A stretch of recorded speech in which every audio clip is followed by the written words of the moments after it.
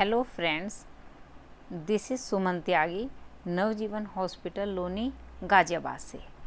आज का हमारा टॉपिक है किन कपल को आईवीएफ लेना चाहिए या किन कपल को आईवीएफ का सजेस्ट किया जाता है। सबसे पहले मैं आपको बताना चाहूँगी कि संतान ना होने का कारण सिर्फ महिला ही नहीं होती। 30% केसेस में सिर्फ महिला जिम्मेदार होती है, 30% केसेस में सिर्फ पुरुष जिम्मेदार होते हैं, 30% केस में महिला और पुरुष दोनों जिम्मेदार होते हैं और 10% केस में कारणों का पता ही नहीं चलता।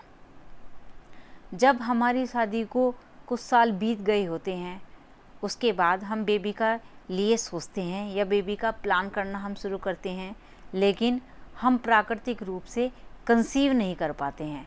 तो हम डॉक्टर के पास जाते हैं, कुछ इन्वेस्टिगेशन होते हैं, कुछ रिपोर्ट्स होती हैं। उसके बाद हमें पता चलता है कि हम इनफर्टिलिटी की प्रॉब्लम से जूझ रहे हैं या हम प्राकृतिक रूप से कंसीव नहीं कर पा रहे हैं। हमारे केसेस में कुछ जटिलताएं हैं, कुछ समस्या आ रही हैं।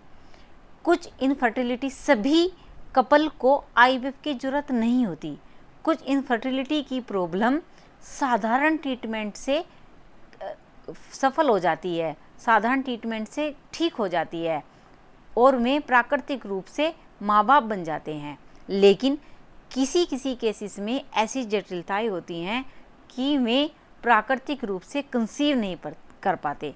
तो ऐसे पेशेंटों को आईवीएफ की सलाह दी जाती है। आगे बात करते हैं। एक महिला की माँ बनने की सबसे अच्छी उम्र होती है 18 से 28 साल। इस उम्र में एग की क्वालिटी सबसे अच्छी होती है।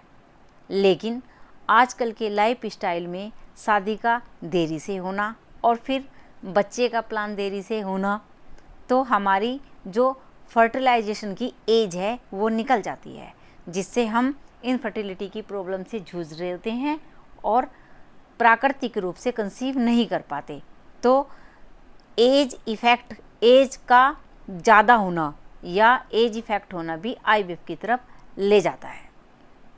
दूसरा, पुरुष में स्पर्म का काउंटिंग कम होना या स्पर्म की काउंटिंग नील होना, ऐसी केसेस में भी आईवीएफ के अलावा कोई और उपचार बचता ही नहीं है। इससे आगे बार बार महिलाओं में मिसकैरेज होना, मिसकैरेज किसी भी वजह से हुआ हो लेकिन बार बार हो रहा है, इससे हमारा गर्भाशय कमज़ोर हो रहा है, यह भी एक आईवीएफ की तरफ ही ले जाता है। आगे महिलाओं में फ्लोबिन ट्यूब का ब्लॉकेज होना। महिलाओं में फ्लोबिन ट्यूब की ब्लॉकेज हो जाती है, जिससे अंडा स्पर्म से मिलता नहीं है और ओव्यूलेशन होने के बाद वो अंडा बेकार हो जाता है, जिससे महिला के यूट्रस में फर्टिलाइजेशन का वाला अंडा जाता ही नहीं है और महिला माँ प्राकृतिक रूप से बनती ही नहीं है। ऐसे केसेस में भी हमें आईवीएफ का ही उपचार लेना पड़ता है। इससे आगे गर्भाशय का सही ना होना। किसी किसी महिलाओं को बायकोनिक यूट्रस होते हैं, किसी किसी महिलाओं को सेप्टम यूट्रस होते हैं। इस प्रकार के यूट्रस में भी हम प्राकृतिक रूप से कंसीव नहीं कर पाते।